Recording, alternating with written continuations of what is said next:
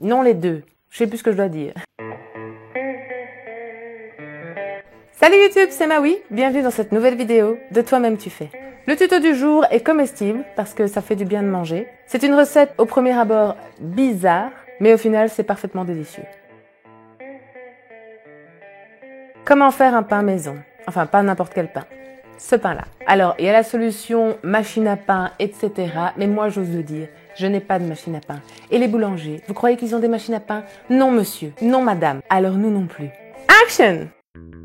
Pour ce tuto, vous aurez besoin de farine, de sel, de sucre, de levure boulangère, de vinaigre de cidre ou de vin rouge, d'un récipient, d'un fouet facultatif, d'une cuillère à soupe et une cuillère à café, d'une spatule, d'une balance et de l'eau.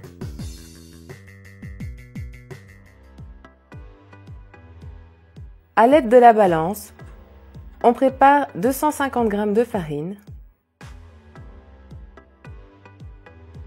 On y ajoute une cuillère à café de sucre, une demi-cuillère à café de sel.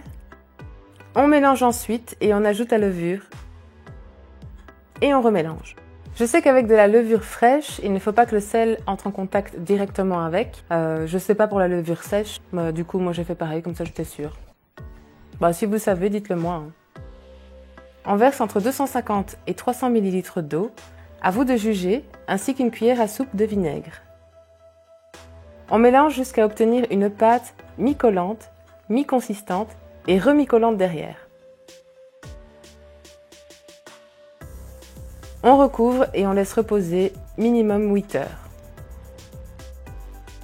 En général, je prépare la pâte la veille, au soir, je me lève tôt et je cuis le pain de bon matin.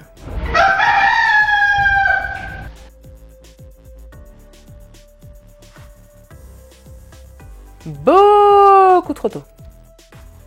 La pâte aura alors doublé de volume et il ne restera plus qu'à verser délicatement dans le moule et enfourner à 200 degrés pendant 40 minutes. Ma petite touche perso est de saupoudrer quelques graines de sésame.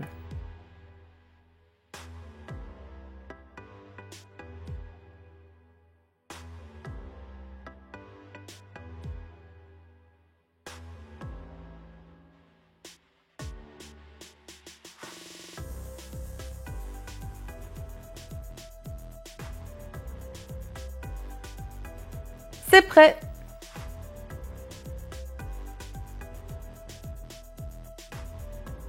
On le démoule et on tapote sur le dos pour savoir si c'est bien cuit. Quand vous tapez comme ça dessus, ça sonne cuit. J'assume avoir dit ça. Avec un petit morceau de beurre, je frotte la croûte pour la rendre moins dure, mais c'est complètement optionnel. Il ne reste plus qu'à laisser refroidir.